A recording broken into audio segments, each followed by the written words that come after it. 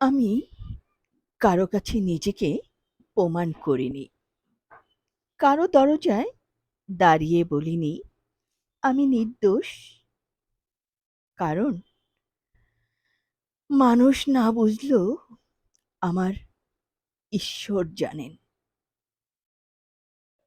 আমার নীরব কান্না, আমার লুকানো যুদ্ধ, আমার ভেঙে পড়া অথচ দাঁড়িয়ে থাকার গল্প, সবকিছুর সাক্ষী একজন আছেন।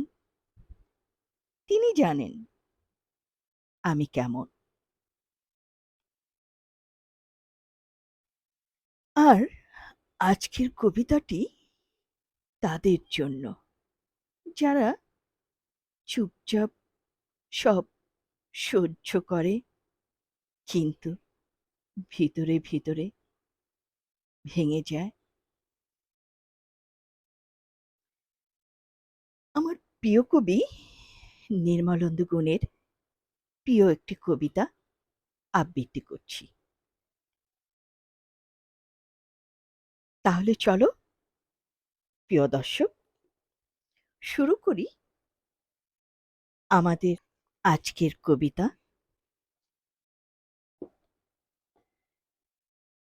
শুধু তোমার জন্য। কতবার যে আমি তোমাকে স্পর্শ করতে গিয়ে গুটিয়ে নিয়েছি হাত, সে কথা আমার ঈশ্বর জানেন। তোমাকে ভালোবাসার কথা বলতে গিয়েও কতবার যে আমি সে কথা বলিনি, সে কথা আমার ঈশ্বর জানেন। তোমার হাতের মৃদু কড়া নাড়ার শব্দ শুনে জেগে উঠবার জন্য দরজার সঙ্গে চুকের মতো আমি গেঁথে রেখেছিলাম আমার কর্ণযুগল। তুমি এসে আমাকে ডেকে বলবে, এই উঠো, আমি আমি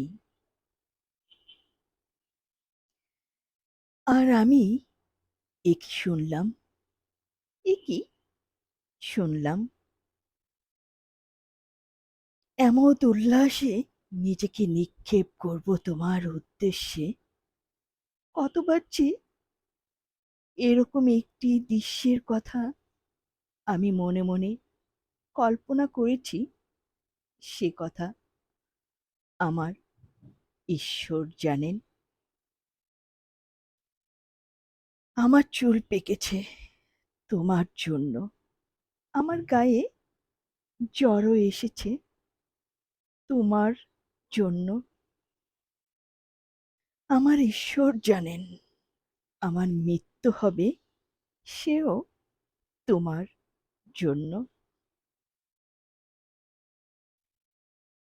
তারপর অনেক দিন পর একদিন তুমিও জানবে আমি জন্মেছিলাম তোমার জন্য, শুধুই তোমার জন্য।